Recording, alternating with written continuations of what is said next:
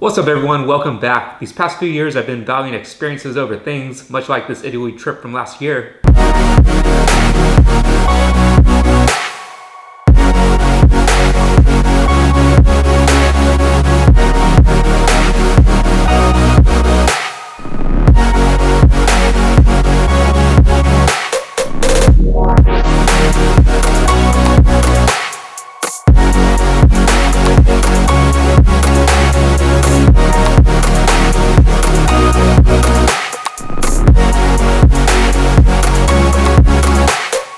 And today I want to talk about why I'm not upgrading from the iPhone 11 Pro to the iPhone 12 Pro. In 2020 especially, I've been trying to practice minimalism more and not buy things that I necessarily do not need. So I decided to take a close look at the iPhone 11 Pro versus iPhone 12 Pro and whether I really wanted to upgrade. First off, let's be real. I'll say it, MagSafe sucks. This is the new technology that Apple uses where they have a magnet on the back of their phones where you can snap on wallets, cases, and even their wireless charger.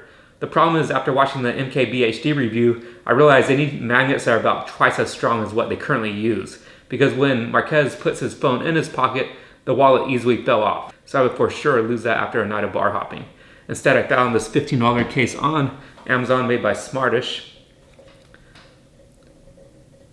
It holds my cards nicely and almost makes me feel like I got a new phone. Next up, let's talk displays. They both use a Super Retina XDR display. However, the iPhone 12 Pro has a 6.1 inch display versus a 5.8 inch display on the iPhone 11 Pro. But trust me, no one's ever noticed 0.3 inches difference. 5G is the current buzzword that all these cellular companies are using, which guarantees faster internet and streaming performance.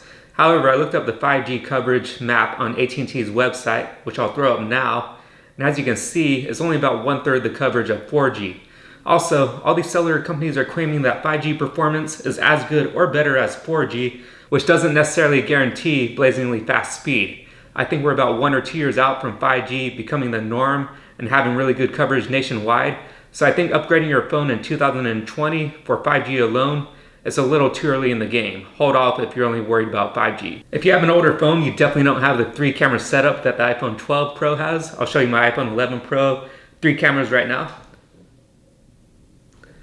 As you can see, it has a wide camera, the ultra wide camera, and also the telephoto camera. The differences between the cameras on the iPhone 12 Pro and iPhone 11 Pro are very minimal. Really, the only difference is with the wide camera, the 12 has a 1.6 aperture versus the 1.8 aperture on the iPhone 11 Pro.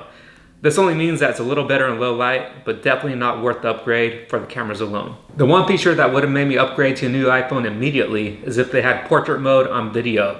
As you can see, the background behind me is nicely blurred. That's because I'm using a nicer camera, the Sony a7 III, to shoot this video. If an iPhone could give this type of look in a video, I'd be way more tempted to ditch these large cameras and shoot video on an iPhone alone.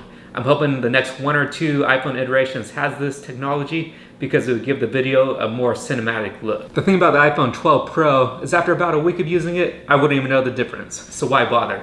So how much money do I save by not upgrading? Well, let's do the math. I went on Gazelle.com. My current iPhone 11 Pro is worth around $500 on there. The new iPhone 12 Pro would cost $1,200 for the maximum storage, which is what I always get because I shoot a lot of photo and video. Add a $50 case to that along with sales tax and you're up to $1,360. Subtract out $500 and that would be $860 out of my own pocket. What can I buy with the $860 that I saved this year? Well, quite a bit. A round trip flight anywhere in the US or even Europe, a gym membership for the year, 172 $5 copies, or even a new iPad Air with all the accessories. Actually picked that up yesterday for on-the-go editing and reading purposes. Anyway, thanks for watching. Please like and subscribe. New videos weekly. Guys living on the grid, lifestyle, and tips. Make sure you check out my video from last week on how I save over $1,000 per month in 2020. And I'll see you next week. I'm out.